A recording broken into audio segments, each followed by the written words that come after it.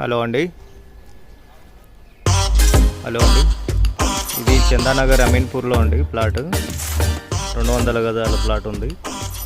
East facing 200 గజాలు, 50,000 గజం. Registration plot అండి, లోన్ కూడా వస్తుంది. ఇది రోడ్.